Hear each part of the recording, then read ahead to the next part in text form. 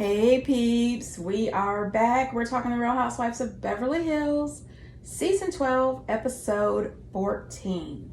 Hey, before we get into the video, please do me the honors of subscribing to my channel, hitting the notification bell so you can always be notified when I post new content, hitting the thumbs up because that does wonders for my channel, and share. Thanks. So at the beginning of the episode, there is some scenes where PK and Dorit are at the dentist office, and yeah, I wasn't interested, and I did not like the looks of PK's teeth.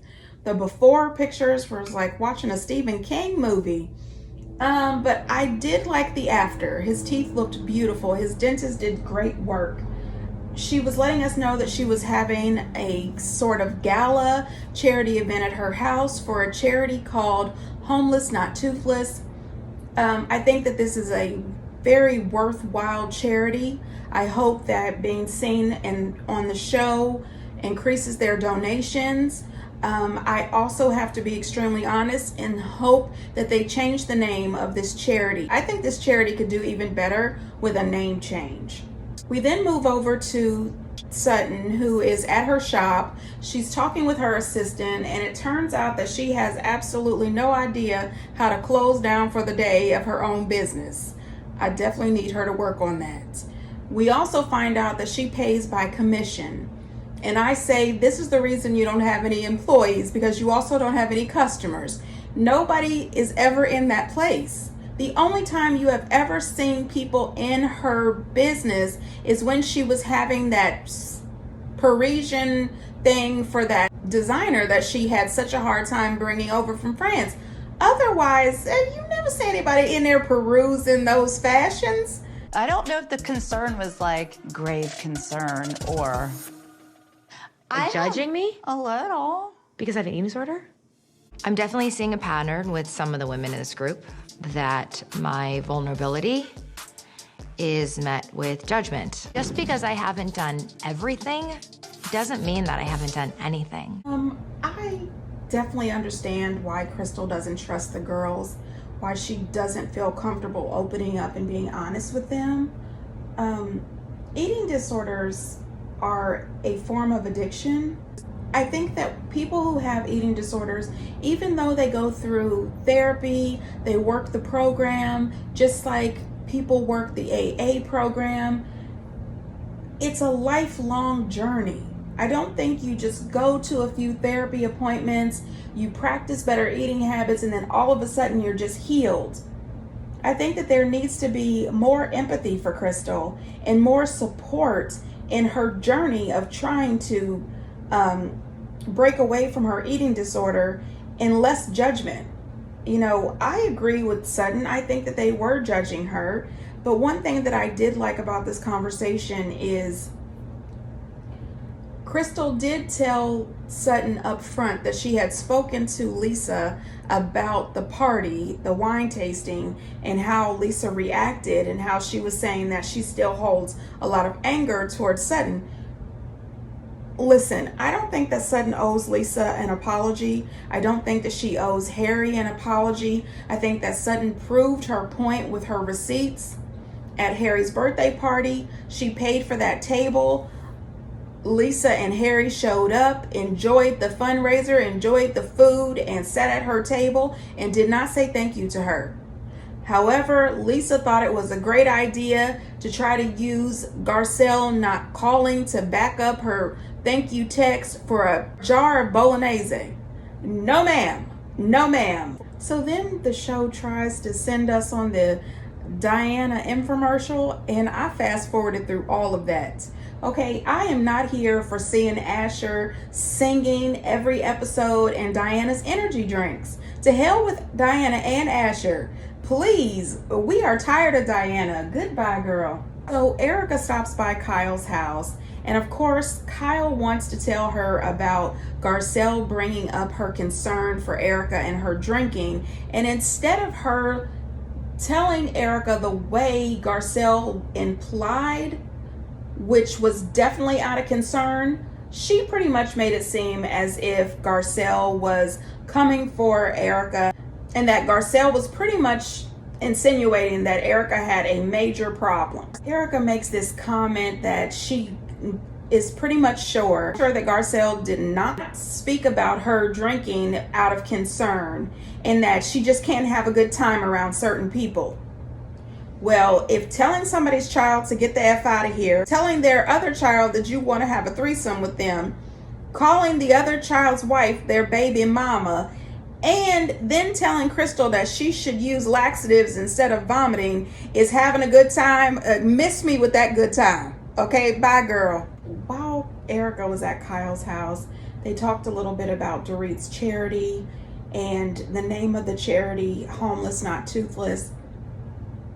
And even though I agree they should probably change the name, I thought that their behavior on national TV joking about this charity probably hurts the charity.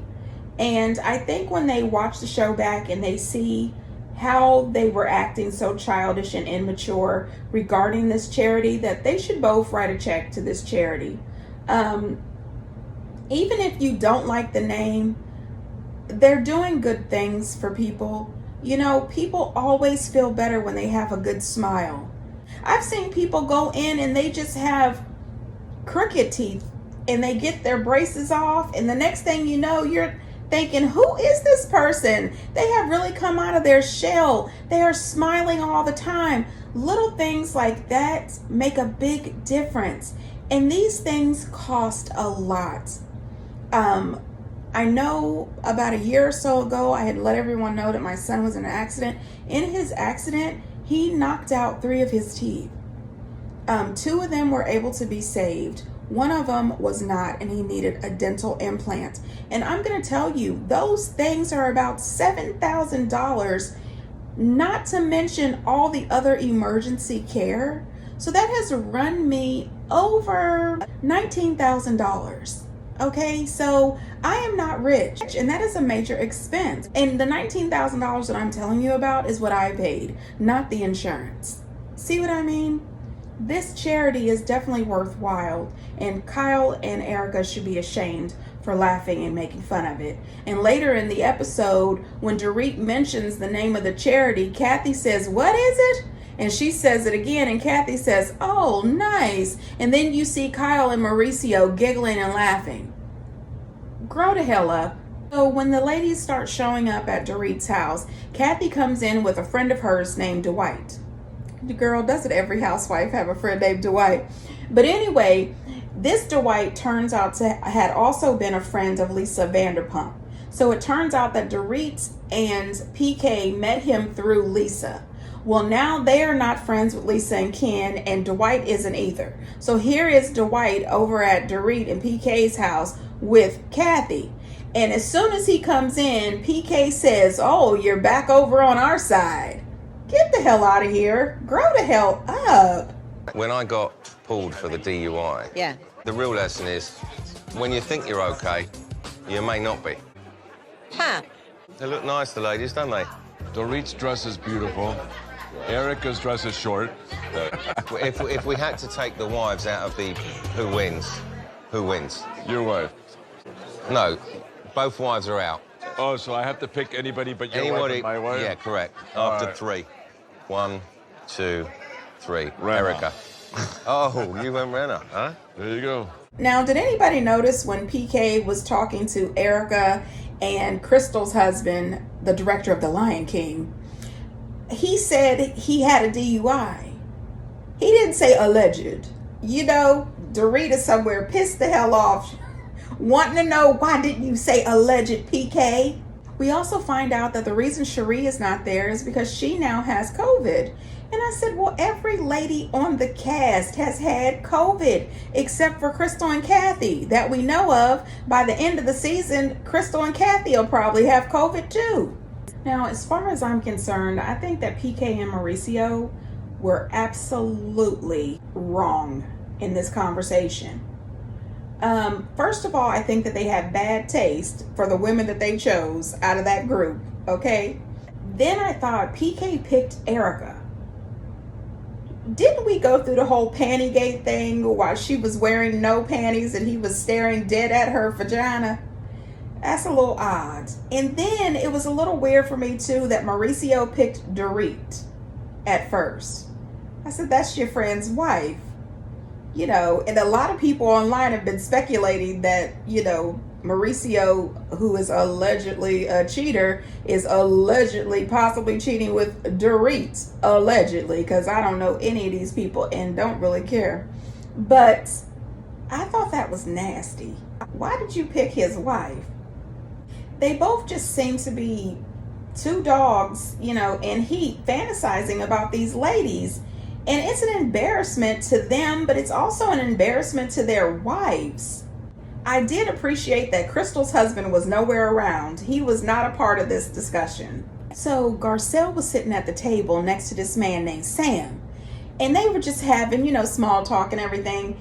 And Sam was asking Garcelle about herself, and she told him that she has the twins and that her oldest son is 30. And he was amazed that she had a son that was 30 years old. And she told him, she said, and I have not had any Botox. And he said, that's because black don't crack. And she said, okay, Sam, you know what? I love that. That was so cute. And you know what? It is so true. Brenna said, get the out of my house. Yeah, she did. I don't want to talk about it at the dinner table. You know, not in front of these people. Did she say, get out of my house, or did she say, get the out of my house? Get the out of my house. Oh, Brenna says it didn't happen like that. She just said she doesn't want to talk about it. Why you keep bringing it up? Brenna. Yes, Kyle. According to other This is people, a great way to do this you conversation. said, get the out of my house. I did not say the word. The fact that you didn't go up and apologize to my husband when you had a chance. I sent Harry a very thoughtful text. No, you didn't. Oh, I do believe I did. I said, happy birthday, Harry. Thank you again for including me last night. Wanting to keep the evening about celebrating you, I did not have a chance to express my apology for causing any embarrassment. This was never my intent. Sometimes miscommunication can wreak havoc. With sincerity, Sutton. If you want to make this go away, you make a public apology. Do it in the first place. Sutton, rule book. Why? Sutton. Let me see. Do what she says, then it goes Sutton. away. Why did you do it in the first end. place? It's Sutton. a very short Sutton. book. We're not alone. There's other people here. I Hold didn't on. like Why it. is it your problem and not Garcelle's? I Why is it your problem? First of all, What made you do that? That's the answer I want. When I get it, I will let it go. minute. Who started this? Kyle. You. I just Who the hell is that? Listen, Okay, so a lot to unpack here. First of all, before this madness got started with Lisa and Sutton, Lisa sits down at the table. Now, mind you, even though this is at Dorit's house, this is a charity event. There's people there from the charity, there's other business people, and it's for a good cause, right? Lisa Rinna sits at the table and she starts saying, hi everybody, excuse me, are we three? I expect a 3-year-old to sit down at the table and wave at the people, you know, on the other side. But no, ma'am, not somebody who is 54 or 57. I don't even know. Then her and Erica start reading the menu. Oh my God, I love chicken parm. Oh my God, key lime pie. Oh my God, chocolate chip cookies. I mean, they are screaming as if they are at Disney World and just realized that they've got big cookies with Mickey Mouse's face on them. Sit down here and shut the hell up. Have a little chicken parm and shut the hell up. Then Erica is sitting there trying to decide, what should she drink? Should she have champagne? Should she have a cocktail? And she says, oh, I'll just have a little vodka soda. I'm just going to start out with just one. I thought you didn't have a problem. People who don't have a problem know how to order one drink, any drink, all drinks, and sit down, okay? And they know how to work the room and sip on that one drink all night. Sounds like someone with a problem. I'm just saying. Mauricio and Kyle were absolutely deplorable at that table. Soon as they got to pick their fork up to have a little chicken parm, here comes Kyle. So, Sutton, Erica told me that Lisa told you to get the F out of her house. But Lisa said she didn't say that. And what happens? Sutton says, I would not like to talk about this at dinner table. There are other people here. You know, it's not the time or place for this. But no. Clueless Kyle, who was trying to produce, decides to lean over to Dorit. Dorit, did Lisa tell Sutton to get the F out of the house, or did she say, get out of my house? Dorit says, oh, she said get the F out of her house. Next thing you know, here's Kyle screaming across the table to Lisa Rinna to ask Lisa Rinna, did she say the F word? Excuse me? Across the table? What the hell? This is ridiculous. I think that Kyle needed to find a way to be a part of the storyline because she has none. I think that Kyle has zero respect for Sutton or Garcelle or even Dorit and the charity and the people around that dinner table. Why bring this up? You are doing your very best to set Lisa up to clown on Sutton. And Mauricio is okay with this dirtiness. He's all right with this behavior. And my question is, if you are so desperate for a storyline, why don't you bring up these all these cheating rumors about Mauricio? Or why not talk about all of these blogs that are posting that Mauricio is being sued for some sort of alleged dirty real estate deals with Tom and Erica? That's a good storyline. I'd like to hear about it. I mean, think about it. If Garcelle and Crystal was screaming across that table like that, Dorit, Erica, Diana, Miss Charity, Is Her Life, Lisa, Kathy, all the husbands, everyone at that table would have said, can you believe they're acting like this? Oh my God, it's a charity event. But I guess Kyle and Diana and Dorit, they didn't see anything wrong with this behavior of Lisa screaming across this table and Kyle being a part of it. And the whole time that Lisa was gunning for Sutton, Kyle was laughing and smiling. She was enjoying this. Personally, it's starting to get unwatchable. Seeing the way that Lisa, Erica, and Kyle treat Sutton is terrible. It shows that they have no class, and it also leaves me to believe that Bravo has no policy against bullying. It has led into the bullying territory. Kyle and Erica and Dorit never call Lisa out for her behavior. This is a charity event. When Lisa tried to start that madness with Sutton at Harry's party and Sutton pulled out those receipts, Diana lost her damn mind. She was so pissed off. How dare she act like this at the dinner table? Really? But what Lisa's doing is just fine. Diana didn't get up. She didn't say anything. She didn't reach her hand across the table. She wasn't even licking them lips. She just sat there and watched the whole thing. Crystal's friends texting her saying, what the hell is going on? When you are dealing with a charity situation, it's supposed to be about the charity. It's not about the people. It's not about the good looking food, them amazing decorations. It's not about any of that. You're supposed to put all of that other BS behind you and focus on celebrating this charity, pulling out your credit cards, pulling out your checkbooks. This was not right. Lisa humiliates herself every chance she gets. She humiliated herself that first episode at Harry's party. I don't know if that was the actual first episode, but the first bringing up of this charity situation. She embarrassed herself at her wine tasting, and now you have embarrassed yourself at Dorit's charity event. Sutton bringing out her little tiny Lisa Rinna rule book.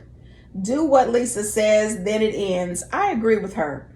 If you do everything Lisa Rinna tells you to do, she will be your best friend and your number one ally as long as you are following her rules. And when Sutton read that text message that she sent to Harry, when she pulls out those glasses, you know she is about to read you for filth, okay? Lisa is a daggone liar. Sutton keeps receipts. Lisa should have learned a lesson by now. Now, at the end of all this, Lisa starts crying and trying to say that it's because of losing Lois.